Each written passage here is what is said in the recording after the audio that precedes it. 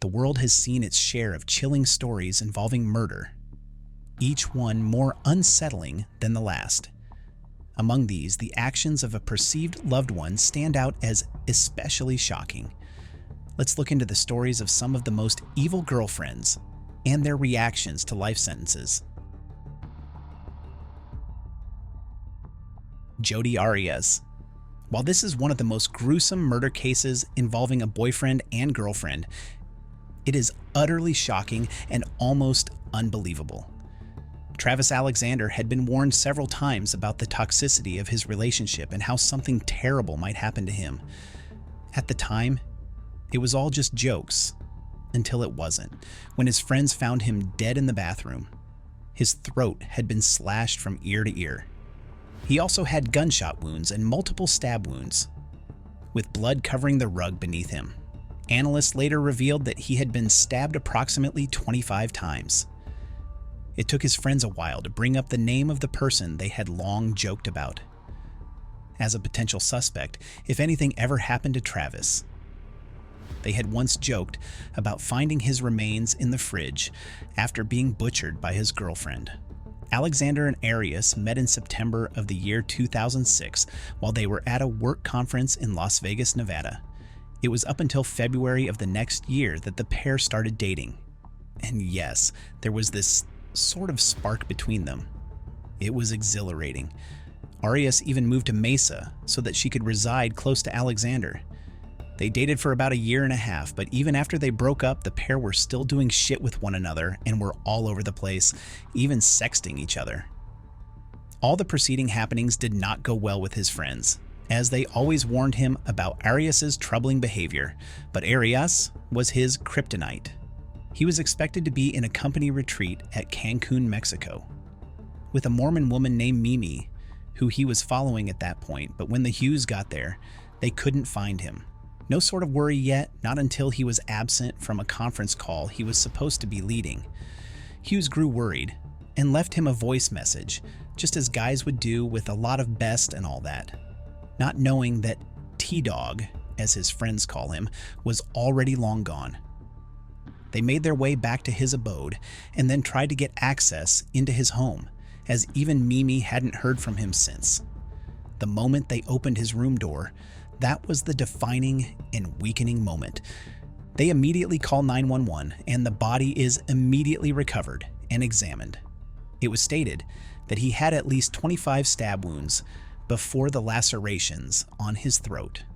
His friends stated that there was definitely a struggle that led to the death of poor Travis.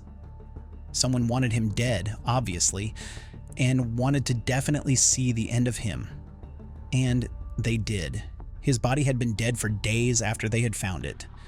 Arias had told several versions of the incident to several investigators, but with the direction of each story, it was evident that she was just trying to save her skin, knowing the trouble she was in already. She finally stated the fact that she killed him, but as a form of self-defense, which did not add up at all, seeing the state at which the body of the victim was found. She was a psychopath and a really crazy fellow. She was an evident stalker and always tried to follow Chris everywhere he went, even after they broke up. They were both still meeting and doing one or two things together. Versus Jodi Arias, verdict, count 1. We, the jury, duly impaneled and sworn, in the above entitled action, upon our oaths, do find the defendant as to count 1, first-degree murder, guilty. 5 jurors find premeditated. 0 find felony murder. 7 find both premeditated and felony. There were a total of 18 jurors who sat together to decide on a punishment for Arias. She would have been sentenced to death, but all jurors didn't agree to sentence her to death. That's why she got the life sentence. Even with this life sentence, she was in tears and completely emotional as she continued weeping and crying bitterly, knowing the crimes she'd committed. I'm sure a small part of her was wishing that she didn't commit that crime. Jodi Arias was a really emotional and soft-hearted persona. One wouldn't think she could do something as crazy as that, especially for the one that she loved. In that case, it was safe to say she was probably mentally unstable and all of that.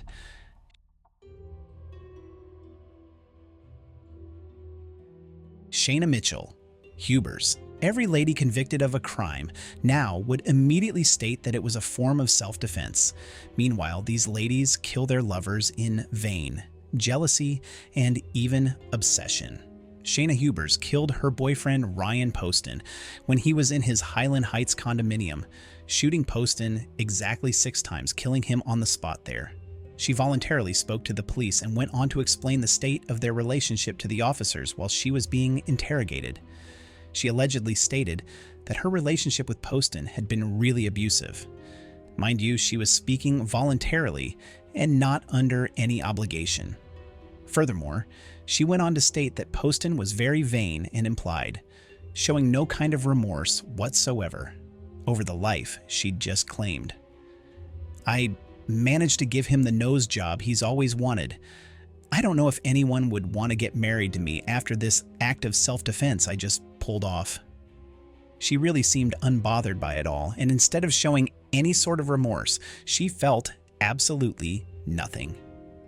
After she was left in the interrogation room for a little while, she began to pace around the room restlessly, and as if she forgot she was being watched, she screamed at the top of her voice, saying, "Yes, I did it.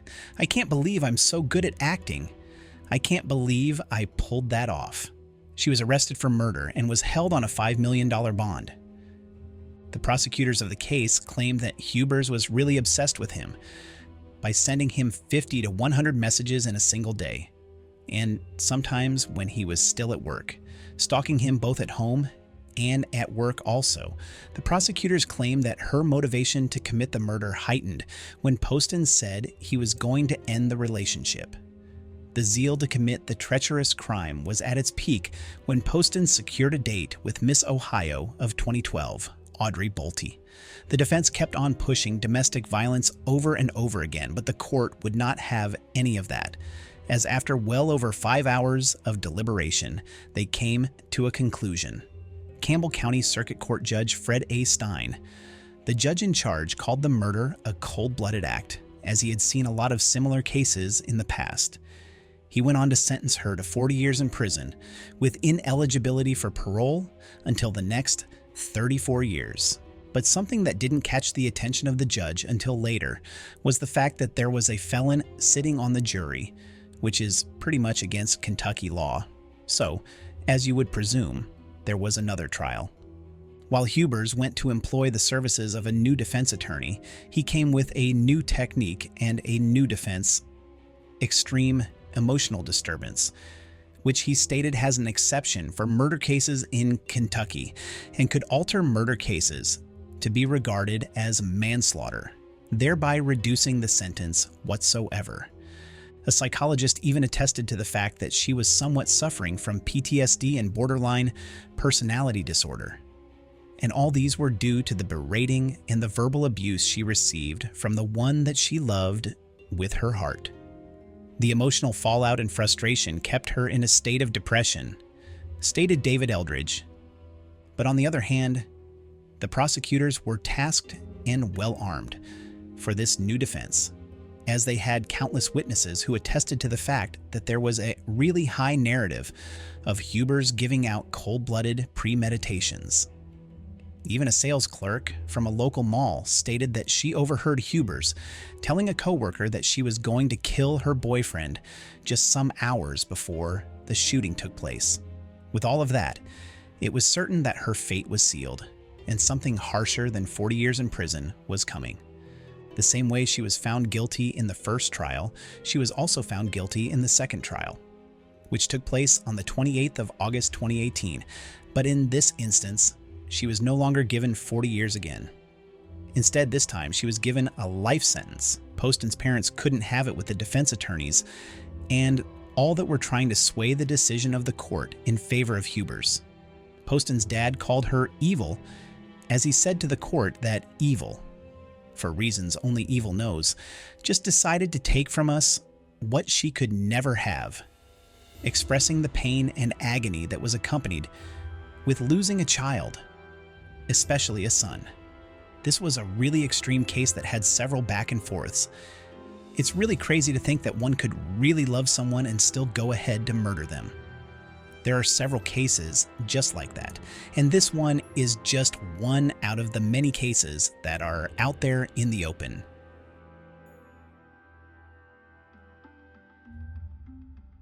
Mitchell Carter.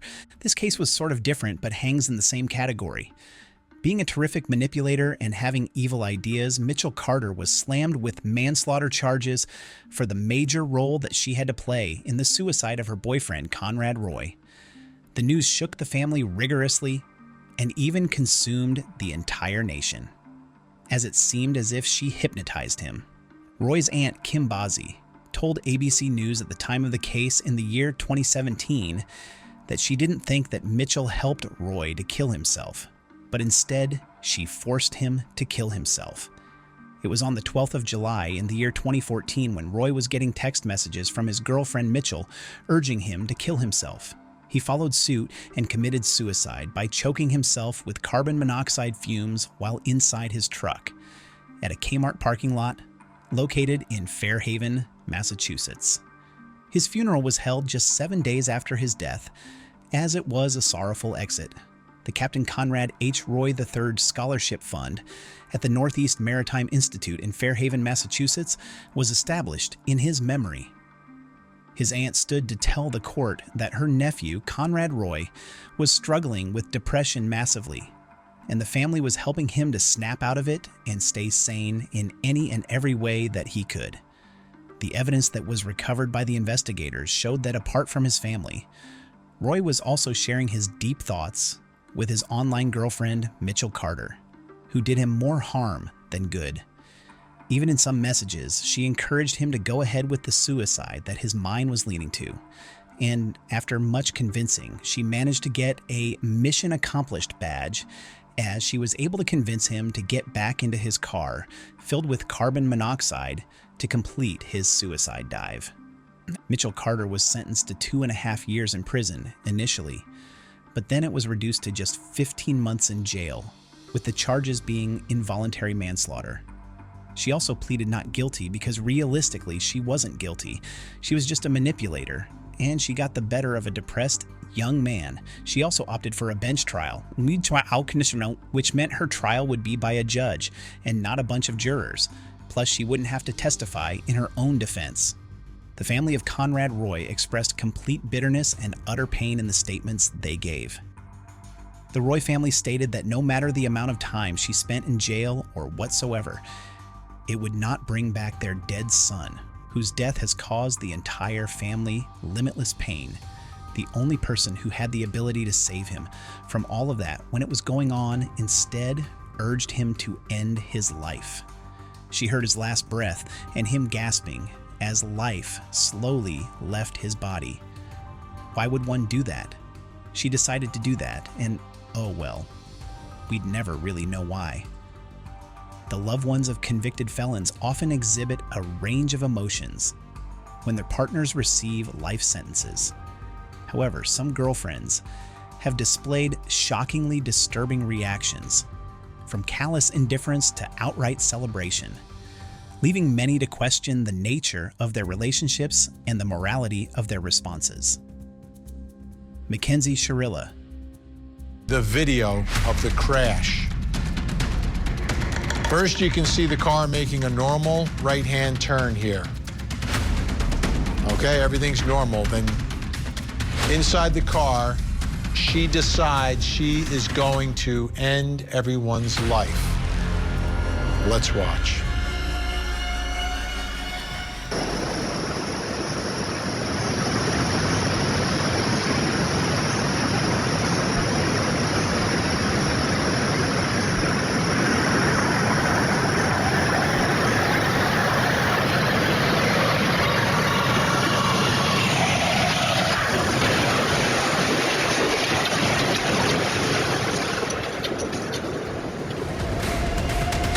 Did that on purpose. Mackenzie, 17 years of age, is guilty of murder. She was responsible for a car accident that killed not just her boyfriend, but also his friend. Dominic Russo and his friend, Davin Flanagan, tragically lost their lives when Mackenzie Shirilla Dominic's girlfriend, crashed her car into the side of a commercial billboard at 100 miles per hour. Shirilla was the sole survivor of the crash. Prosecutors argued that Shirilla and Russo had a toxic and volatile relationship. They presented evidence suggesting Shirilla had made violent threats against Russo in the past and had even attempted to break into his house on one occasion. Reports indicated that Shirilla deliberately caused the crash with the intent to kill Russo. Unfortunately, his friend, Davin Flanagan, became an unintended victim of the incident. With visual evidence, the prosecutor concluded it was not an accident, but indeed intentional, stating, "You can see her driving and then making the right turn, and then all evidence indicates that she immediately puts her foot on the pedal and drove towards a building at $100 McPake." I think those really demonstrated to us that this was no accident. Her driving very calmly and making the right turn, and then all evidence indicates she immediately put the pedal to the metal and drove straight into a building at 100 miles per hour. I think those really demonstrated to us that this was no accident. Further evidence revealed that just days before the crash, Mackenzie Shirilla had driven the same route, suggesting she had premeditated the incident. Prosecutors argued that this demonstrated her deliberate intent to carry out her plan. This critical piece of evidence became a cornerstone in the judge's decision to convict Shirilla, confirming that the crash was not an accident, but a calculated act meant to kill her boyfriend, Dominic Russo. Tragically, his friend, Davin Flanagan, also became a victim of this deliberate act. After being found guilty, she was placed in handcuffs and then allowed to speak. Her words, "I am so deeply sorry. I hope one day you can see that I would never let this happen or do it on purpose. I wish I could remember what happened. I'm just so heartbroken." The families of Dom and Davia, I'm so deeply sorry. I hope one day you can see I would never let this happen or do it on purpose. I wish I could remember what happened. I'm just so sorry. I'm heartbroken. I love Dom and Davia. We were all friends and Dom was my soulmate. I wish I could take all your pain away, and I'm so sorry. And to my family, thank you for the support and all the love you guys give. Thank you for fighting with me. I love you all so much. All right, I'm done. Thank you.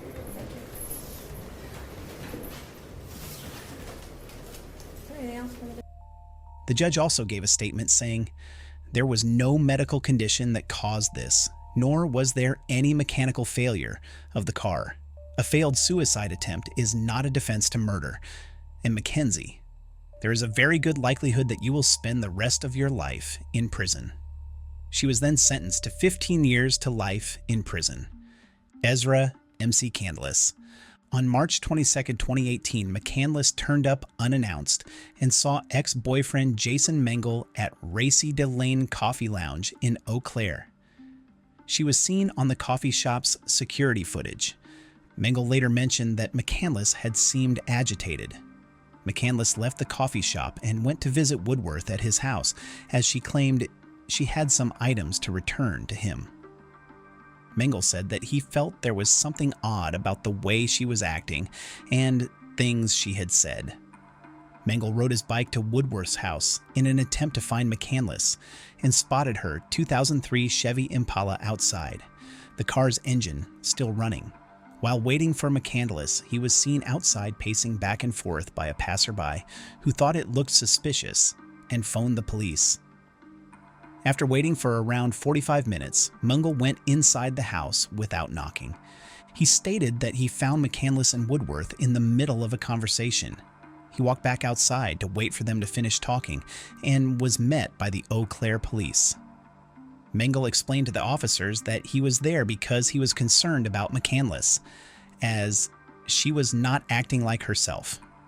In police dash cam footage, an officer can then be seen speaking to Woodworth outside of his house, who is standing next to McCandless's car.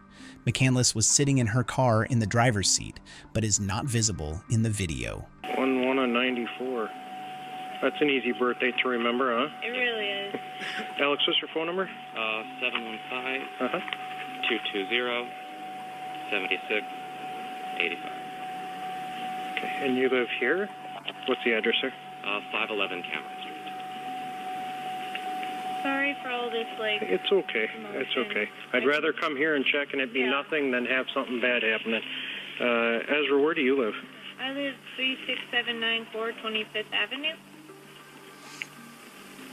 Is that Chippewa? That's Stanley, Wisconsin. Okay.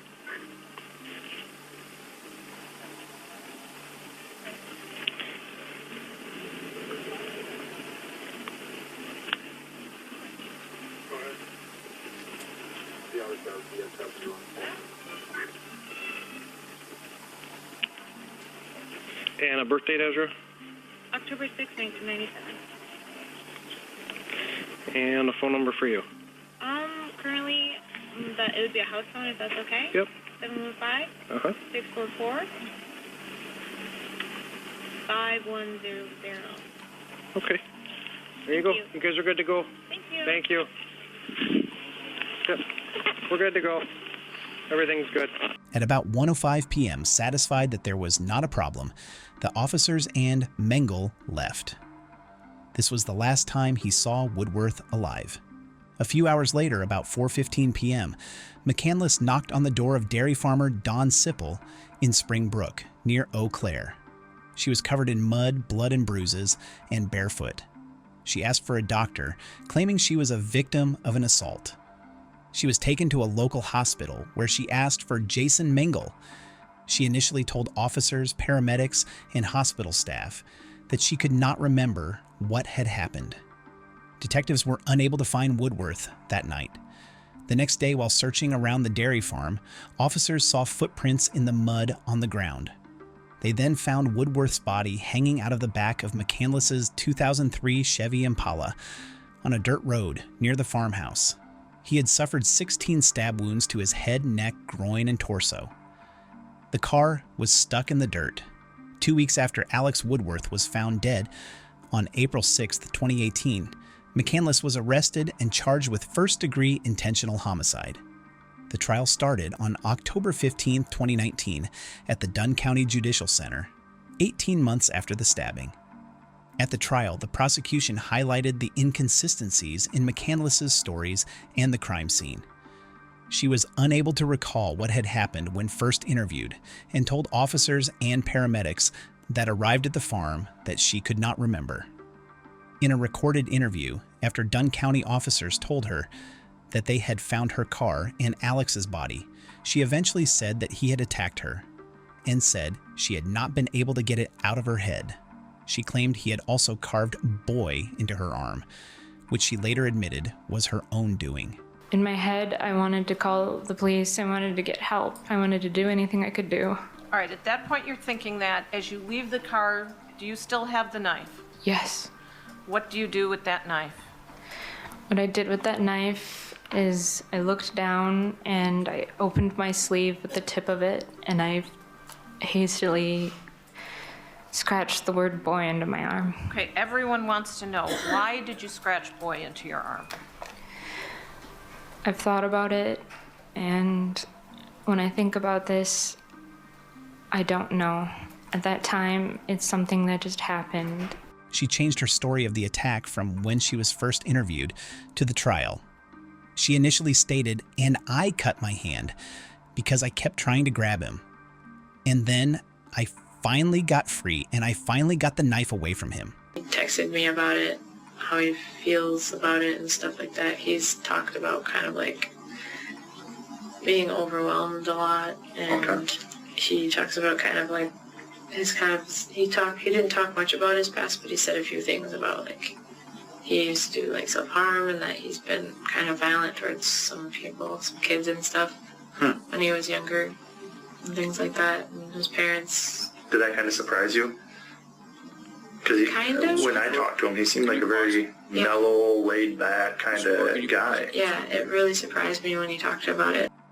Pausing here for a moment, this part is incredibly telling for multiple reasons. First off, she completely recontextualizes the night he cut his wrists. In her earlier interview, she claimed that he cut himself because she told him she didn't want to be in a relationship with him. Ezra implied that him cutting himself was his attempt to manipulate her and hold her responsible for his emotions. To quote her directly, she said, "He would talk about how that he would get upset because I didn't like him fully, the way he liked me, and that it made him sad enough to want to hurt himself, and he did actually cut his wrist once, and it really scared me. This is entirely different than him self-harming when he feels overwhelmed in a way that's entirely unrelated to her. And given that she had told him that she struggled with the same thing, it's likely he felt safe enough to open up to her about that." She then claims that he had been violent in his past, which, to be clear, there is absolutely no evidence of. The defense in this case wasn't able to find anyone who would testify to that fact, meaning whatever she is talking about here likely didn't happen. Proc then asks her the question, "Did that surprise you?" And she says kind of, with an upward tilt to her voice at the end, as if to say, not really. But then Proc mentions that when he spoke to Alex, he seemed like a very mellow, laid-back guy. She immediately changes her answer and says that yes, it did surprise her. She is changing her story in real time with the officers, and we are hearing it play out. About a lot of I remember the night or the day after he cut himself, and I asked Jason if he could help him and stuff because I was so concerned. That I remember he talked about how his parents and stuff had him exercised as a child and just stuff like that really surprised me. So it's just been kind of I don't know much about him, but I know a few kind of things about him and stuff like that. Okay. So you guys are up talking in your room. What happens next? Or up in Alex's room. What happens next? Jason got there. Okay. Well, we were talking about how I was remember when he helped you and stuff like that. How did that make you feel? And just kind of talking about it. And then Jason got there and I heard his phone. So I was like, well, Jason's here. So we went downstairs and stuff. Okay. And then I was just like, do you want to keep talking? And he said he wanted to talk more. So I'm like, well, we can go to a park or something and talk.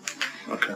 And Ezra was attempting to state that she was teaching Alex basic empathy in this situation, but that is not the case. When Jason had confronted Alex about him betraying their friendship by sleeping with Ezra, Alex was apologetic, but stated he had feelings for her, going to start a relationship with the person he loved, so he couldn't bring himself to regret his actions. Moreover, it was Jason's idea for the two to go somewhere public. Ezra is attempting to convey that throughout this series of events, she's been nothing but reasonable, when the reality is she's been anything but. And so the cops were there, I remember that, but I don't remember what the cops look like. Sorry. She later said at the trial that she decided then to knee him in the groin, and he dropped the knife at that point. Instantly, she grabbed the knife and started stabbing him anywhere and everywhere she could. McCandless claimed that Woodworth had attacked her in the back seat of her car. However, most of the blood evidence at the scene was found outside of the car. So when you feel that cutting into your hand, what do you do with your hand? I pull my hand away. Do you do something else then to try to resist him? Yes, my hand, Go ahead, as I was my just leg asking you. is between his knees at that point, gripping the seat. I decided then to knee him in the groin. What happens when, you decided to knee him in the groin. Did you actually do it? Yes. What happens then? He reacts and he drops the knife at that point. When he drops the knife, what do you do? Instantly, I grab the knife and I've used my arm to pull myself into the footwell. And that's when everything really starts to happen. All right, I'm going to talk to you about everything starting to happen. You have the knife. Yes. What are you doing with the knife? At this point, I have the knife. I'm trying to get out of the car. I need to get out. I need to get away, is all I'm saying. And I can't get out of the car, and he's still grabbing for me. And this is when I began to defend myself and stab Alex. Now, you're saying you want to get out of the car. You're no longer lying down on the seat with your head by the passenger side door. Where in the car are you at this point as you're trying to get out and you're holding this knife? At this point, when the knife is in my hand, I am trapped between the open door and the middle of the car, so where the console would be, or the seat. You said you grabbed the knife and you start stabbing. Yes. In an interview prior to Alex's body being found, she had said that the incident happened at Owen Park in Eau Claire, which the prosecution says was to direct authorities away from the real scene. The knife used to kill Woodworth was confirmed to be from McCandless's father's house. Her father, Joe Shane, stated at the trial he had previously given his daughter knives. Excuse me, did you take the officers to a basket in your kitchen where the second knife was supposed to be located? I looked in there because it was possible that it could be. And that was after they found the first EMT knife? Yes. Okay, and you couldn't find that second knife in the kitchen where you thought it would be, is that right? Right. And so then did you take the officers to your work truck? Yeah. And did they search in that work truck to try to locate the second EMT knife? I went through the whole truck, yes. And did you locate that second EMT knife? No, ma'am.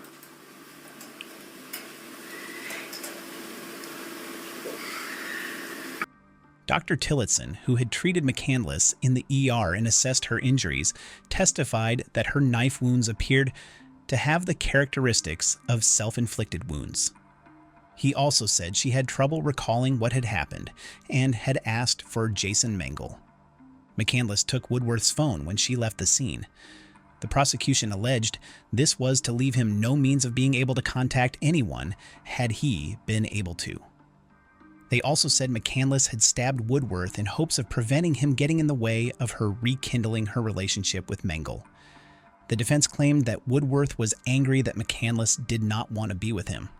Her defense attorney stated that she was fighting for her life after Woodworth forced himself upon her and then attacked her. She testified that she had stabbed him in self-defense and she just wanted to try and get away. On November 1st, 2019, McCandless was convicted of first-degree intentional homicide in the stabbing death of 24-year-old Woodworth. She was held at Dunn County Jail in Menominee, Wisconsin, until her sentencing date. On February 7th, 2018, McCandless was sentenced to life in prison with eligibility for parole after 50 years for the first-degree intentional homicide of Alex Woodworth. The defendant, the self-described Tricky Fox, has committed the crime of first-degree intentional homicide, and I ask that you find her guilty. Ms. McCandless, please rise. We, the jury, find the defendant, Ezra J. McCandless, guilty. McCandless's mother, Rosalena Gunnelson, pleaded with the court to grant her daughter the possibility to petition for parole after 20 years. But throughout the trial, there wasn't a single sign of sadness, shame, compassion, or the slight bit of remorse for what McCandless had done. She looked pleased and satisfied. She is currently incarcerated at Taichita Correctional Institution in Fond du Lac, Wisconsin. So many guys look up to their girlfriends to share something that's going on with them in the vein that the girlfriend would come to their aid. But then guys should pray against meeting a girl like Mitchell Carter. She would diminish your hope rather than strengthen it. If you enjoyed these cases, then make sure to watch our next ones shown on screen.